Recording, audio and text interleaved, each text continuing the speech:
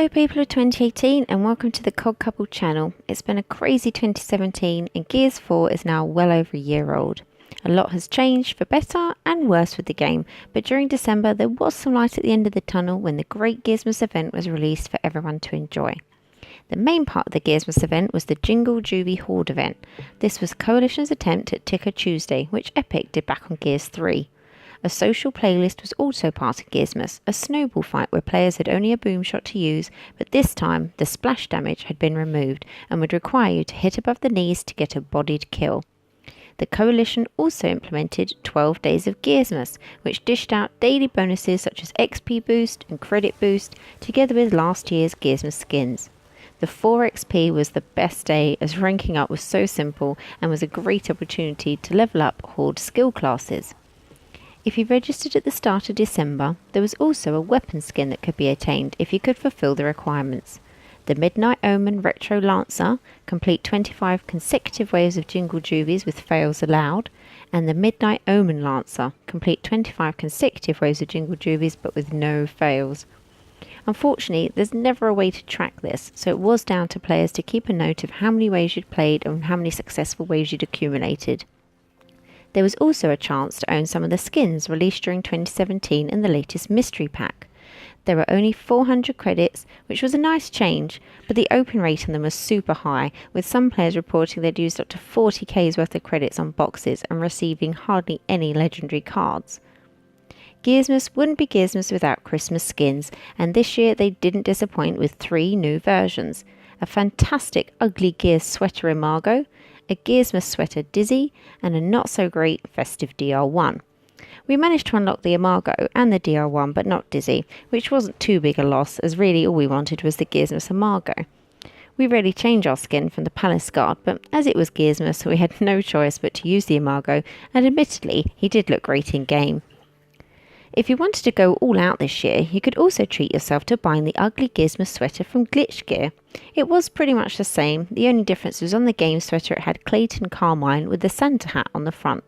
You would also get a Lancer skin code with the sweater exclusively to use in the game.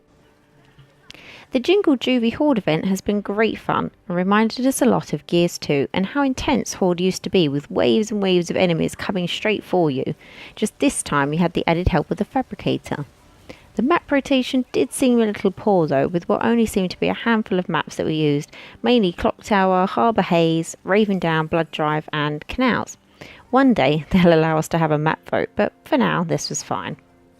It seemed the key to getting through the waves was to quickly get the support of the sentry guns and have these on Fabricator level 4.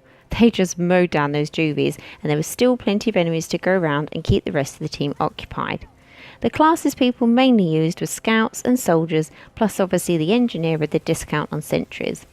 A sniper without the exploding head card was very tedious, but players did still use them as it was pretty much at least 2 XP for the whole month, so it was a great opportunity to level up all classes for new and old players that hardly play Horde. Playing this event made us all realise how good shock grenades are, and using these in doorways and against groups of Juvies was so satisfying. The event sadly ended on the 2nd of January and now we all await to see if those challenges were gained. We talked a lot on our streams about how much fun it made Horde and that it really would be great if they could have this as like a monthly event or maybe implement more Juvies into Horde. It was just such good fun and it was really good to be able to complete a Horde session in such a short space of time.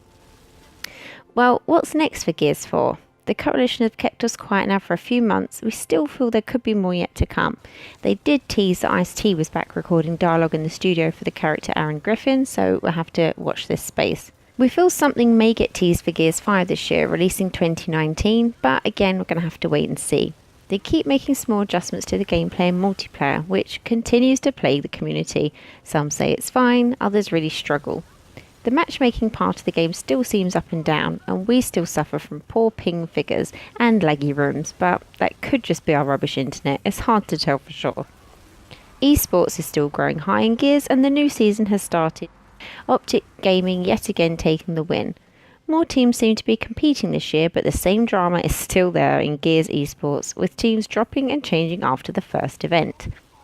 We're still here though, grinding Gears, and we aim to stream on weekends as often as we can, and we do try and get players to come and join us in the mayhem.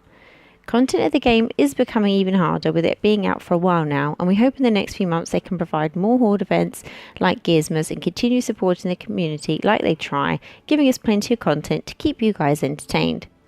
Thanks for all your support through 2017. Don't forget, if you haven't already, hit that subscribe button. If you enjoyed this video, hit the thumbs up to give it a like, and comment below to let us know what was your favourite Gears moment of 2017. Come and join us on our streams. We always try to rotate players and give them a chance. So come play, don't be shy. Thanks again, guys. See you all soon. Bye.